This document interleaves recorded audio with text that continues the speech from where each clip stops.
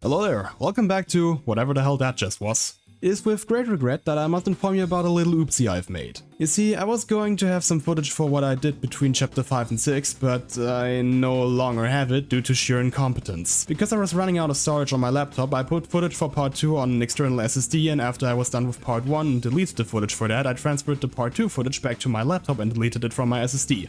Well, yeah, it turns out I only transferred everything from the beginning of chapter 6 to the end of the game. And since I deleted the footage from my SSD, I can't recover it anymore.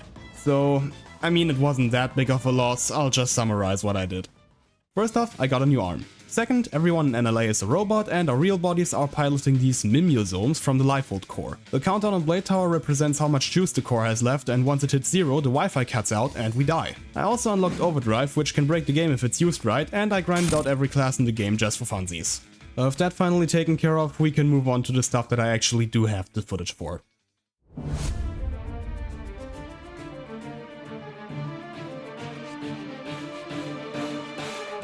So Alan Lau discovered some huge alien mech in Noctilum. Of course, we can't really do anything about that because, I mean, we need to find a Lifehold, obviously. However, after learning that the Ganglion have tried to seize the mech multiple times, spectacularly failing every single time, we figured that it might be of importance. Before we go, Al informs us about these creatures he calls the Tainted, who are very similar to internet creeps. And by that I mean they go after everything with a pulse. Since we're robots, however, they will just ignore us as long as we don't piss them off, that is.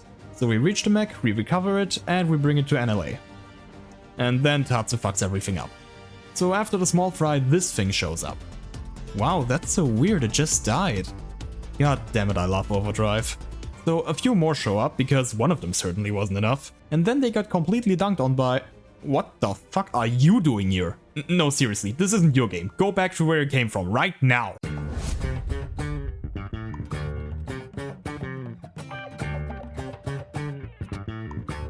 So we're back in the barracks, talk to Commander Van Damme, and... Yes! In order to get the license, we are tasked with doing 8 side quests, each one representing the work of one of the 8 Blade divisions. After we complete all of them, we head into the hangar and we get our license as well as a little gift from our commander.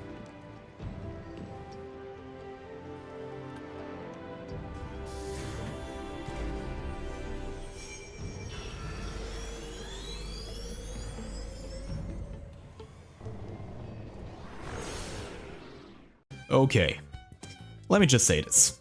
Skells are fucking amazing.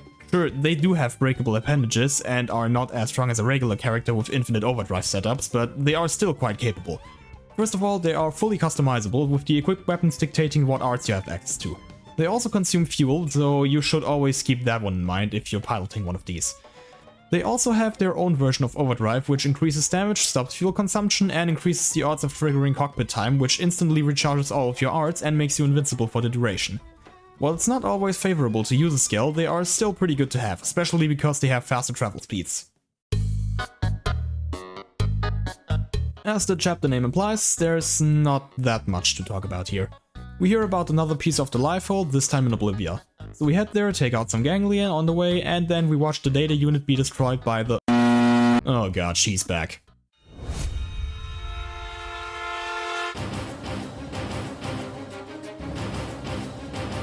Holy shit, we're under attack.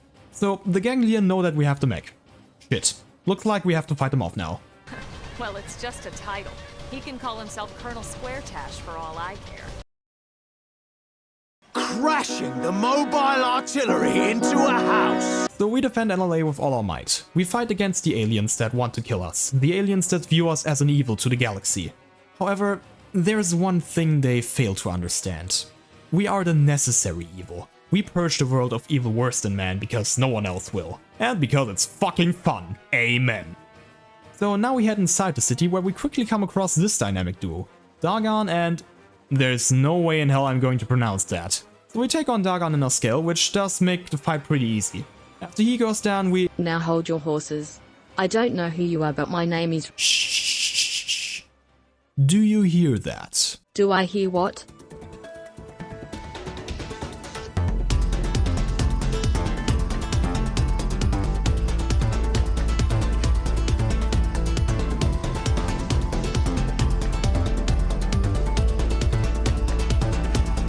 Well, now that that's over, how about we go back to the barracks for a bowl of my favorite cereal. Kaboom. They stole the mech. So not only did the Ganglion know that we had the mech, they also knew exactly where it was, and they knew that Lao's team was currently not there because they wanted to help the others. Sounds kind of fishy. Almost as if there was an imposter among us.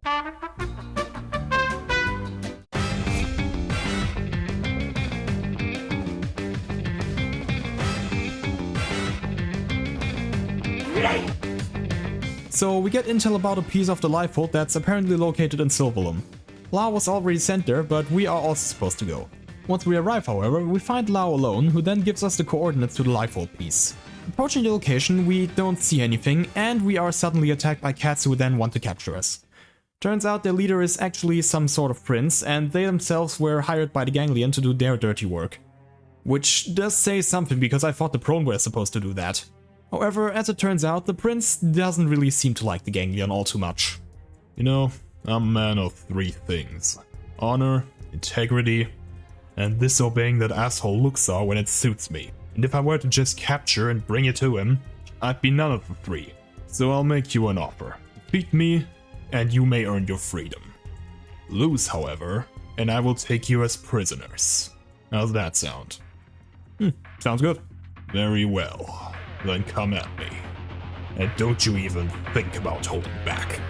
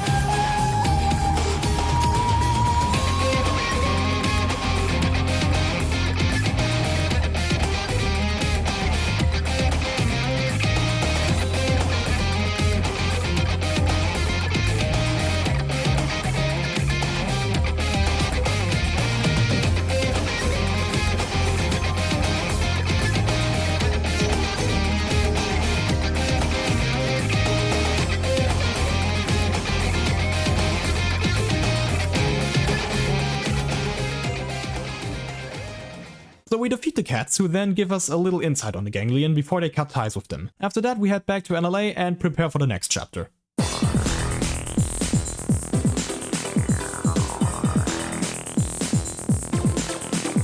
So High Command wants us to hunt down Dagan and She Who Shall Not Be Named, and they apparently have been sighted in Noctilum, so we head there to look for them right away. Once we're there, however, we find a different duo of a girl and a massive alien who are currently being attacked by the Ganglion. So we help them, of course, convince them to go to NLA, and now we have 2 more residents in the city. You know, I kinda like these 2, so I really wanted to do another affinity mission involving them. So I found one in the barracks that, judging by the name, could be related to them. Could, in quotation marks by the way. However, it required me to survey 18% of Mira. So I did that, accepted the mission, found out it wasn't about the 2 and... for fuck's sake, it happened again. So I did a bunch of shit in order to increase my survey percentage. While that was underway, I hit level 50, which was way too early for that to happen. However, it did allow me to purchase and use level 50 skull frames as well as weapons. And then I did a bunch of other stuff, so I'll just skip to the point where I'm done.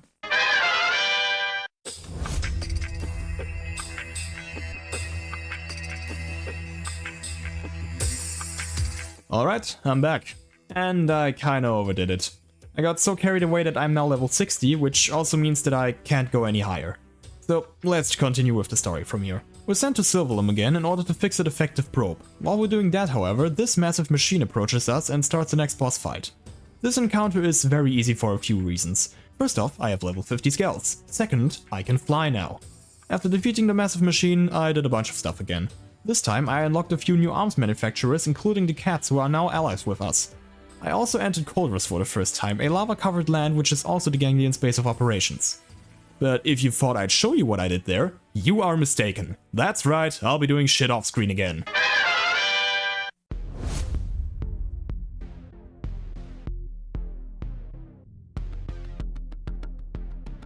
Hello again. I have acquired a cat. I have also raised my survey percentage again. Aside from that, I have finally figured out the quirks of Infinite Overdrive, which has allowed me to take down enemies several levels above me, like the stupid monkey from the first episode for example. And it's all due to the second best art in the entire game, Ghostwalker. You're fighting against a monster that's way out of your league? Fuck you can't hit me now. The only art that's actually better is Ghost Factory, as it is literally just an upgraded Ghostwalker, except it goes for every party member and not just yourself. However, you can only unlock it after you beat the game and, well, I'm not done yet, so obviously I'm not going to have it. Anyway, we're called into the hangar because Lao's gone mad and is trying to run off with some important data on the location of the life vault as well as the strongest skill that we currently have, the Prog Ares. We then have to head into the Ganglion space in Coldrus where we fight him, and absolutely clown on him because Overdrive just breaks everything, I guess. We then get to hear the truth about the White Whale, that the only people who were saved were either rich or talented enough to be useful. Lao hates this fact because it meant that his wife and daughter couldn't come on board and, well, they blew up with Earth. This is a really emotional moment followed by another fight, but I can't take it seriously because, well, I think you know why.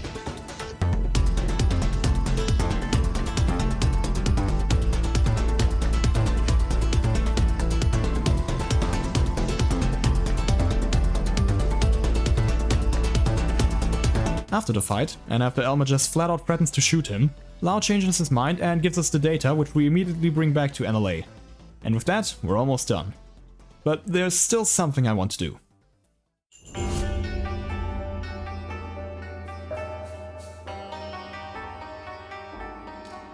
While it's not necessary for what I'm about to do, I wanted to get myself some level 60 skills. This is usually only possible after you beat the game. However, I did use a cheat to allow me to get them right now. I got myself 1 copy of Ares Scale as well as 3 copies of the strongest scale in the game, the Ares 90. My lineup of scales has changed quite a bit since I got my license. At first it was only my starting scale, Anderson V1. Then it was Anderson V2 and 2 other Enthusiast Series scales, and now my final scale team is finished. Ares Anderson, Ares Heinkel and Ares Yumi. But enough of that. Let's take a look at the prey I'll be hunting in this section. My first target is Farsis the Everqueen, located inside the giant bubble in Silverlum. Farsis is quite the dangerous opponent, possessing a resistance of 50 for every attribute in the game, essentially halving all damage dealt to her. She also has Lethal Tail, which inflicts Time Bomb, and I probably don't need to explain why that's a bad thing. And if you thought we were done here, boy do I have something to tell you. At around 1/5 of her health, Farsis will use a healing art that restores around 2.5 million HP, making the last part of the fight a pure DPS check. Unfortunately for Farsis, however, Overdrive doesn't give a shit about all of this. I replaced my dual swords with a knife for this fight, just so I could absolutely dunk on her. My main damage out with this build is Executioner, which I will first set up with Primer into Early Bird in order to raise my crit damage. I also use gear that boosts my potential because TP arts, like Executioner for example, are mainly scaled with potential. And just like that, I killed the second strongest enemy in the game without breaking a sweat. Next up is the strongest thing this game has to offer.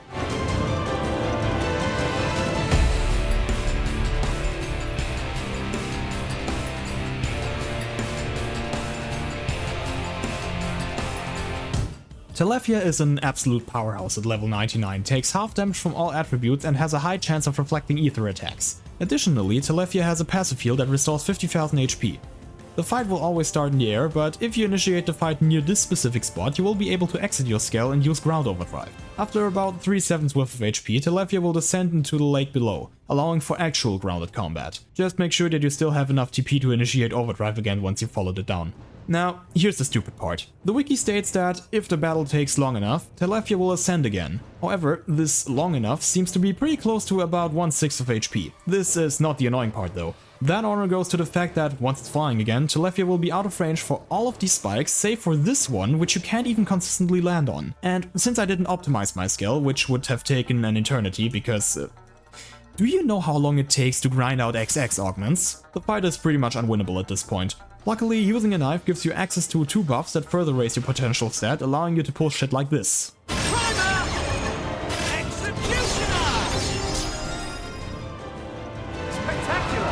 Warning. One-shotting Telefia with a knife and dual guns is impossible unless you replace the Nullify Ether Reflect with an Appendage Crusher. Side effects may include, but are not limited to, death.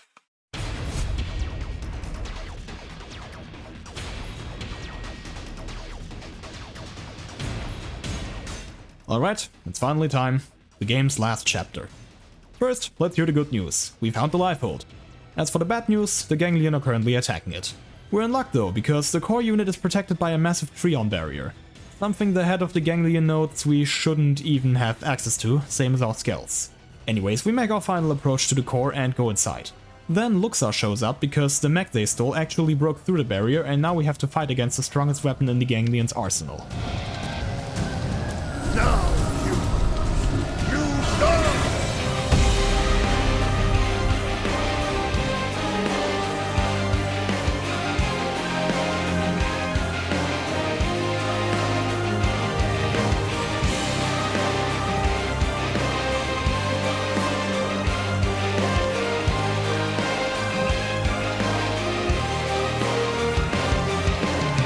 So halfway through the fight, Luxor reveals that humans are actually the descendants of the Samarians, the race that artificially created the original ganglion.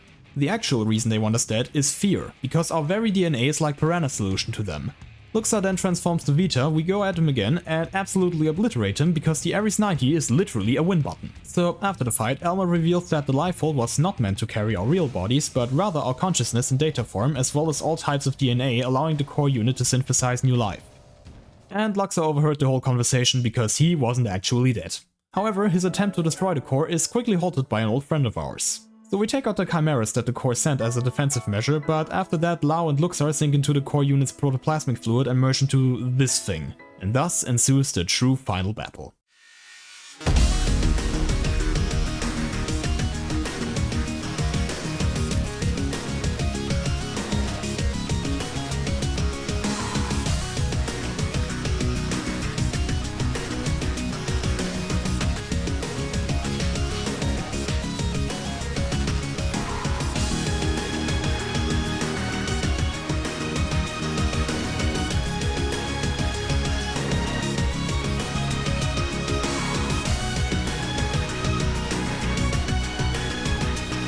So, Lau's dead, Luxor is also dead, and we are ready to activate the core's backup power. But of course, the game isn't done with last minute reveals yet. So, Elma is an alien, certainly explains a lot, and that's where the game ends. Except it doesn't. What? No. That's impossible. Elma, report. Elma! Secretary. I'll stick to the facts. The system. Everyone's consciousnesses and memories. The entire database. Has been destroyed for some time. Destroyed? Then how are we... How in the world would anyone be? I know. So then why would you be alive? It's this planet. It's something about this planet.